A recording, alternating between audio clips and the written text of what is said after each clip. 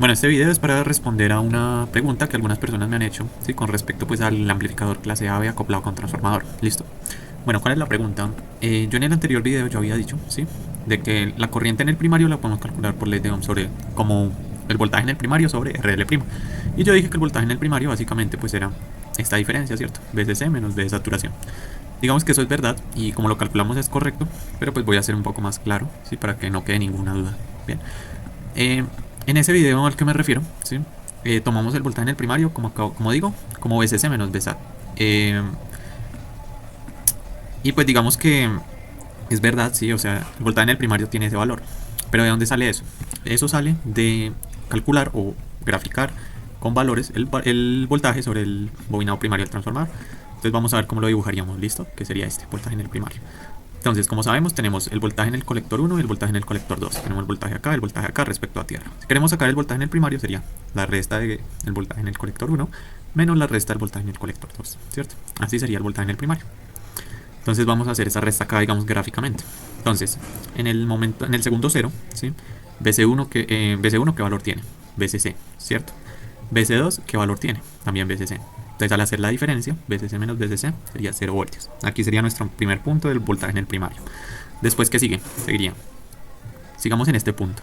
Seguiría en el colector 1, ¿qué tenemos? ¿Qué voltaje tenemos? Voltaje de saturación. Acá en ese mismo instante de tiempo en BC2, ¿qué voltaje tenemos?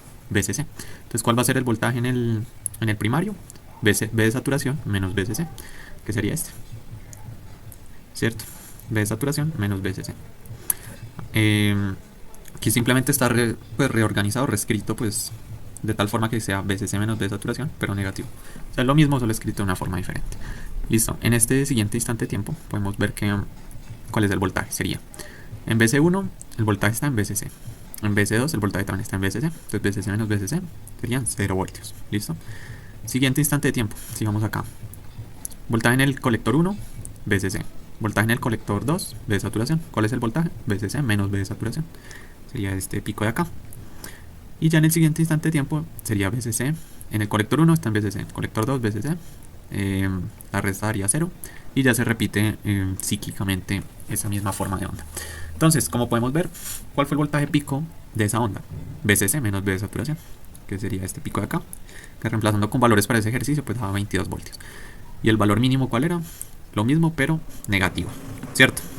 Entonces, pues ya con eso, pues, como podemos ver, el voltaje en el primario, pues era... Obviamente cuando hablamos de voltaje en el primario, pues nos referimos al voltaje pico que hay en el primario, ¿cierto? Entonces, ¿cuál es el voltaje pico? BCC menos B de saturación. Que pues era esto mismo que decía acá, en el anterior video. BCC menos B de saturación. Listo. Que pues para este ejercicio tendría un valor de 24 menos 2, 22 voltios. Eso sobre RL, pues ya con eso tendríamos el valor de la corriente en el primario. Bueno, ¿y por qué digamos ese valor de esa corriente? Obviamente el valor pico de la corriente, ¿cierto? ¿Por qué lo graficamos acá? En IC1 y IC2. Porque bueno, la corriente en el primario obviamente es una forma de onda completa, así como la del voltaje, solo que pues aquí no la dibujé, ¿cierto? Pero pues como todo esto, o sea, como sabemos que un transistor trabaja para un semiciclo y el otro transistor trabaja para el otro semiciclo, pues en conjunto forman la forma de onda completa, ¿cierto? Entonces digamos que aquí tenemos una partecita de esa onda, ¿cierto? Cuyo valor pico es de 11 amperios, ¿cierto? Y para el otro transistor, ¿cierto? Pues tiene la otra mitad de la forma de onda, ¿cierto? El otro semiciclo, digamos. Que pues obviamente tienen el mismo valor pico, solo que uno es negativo, el otro es positivo cuando ya se combinan, ¿cierto? Pero ya esa sería como toda la explicación.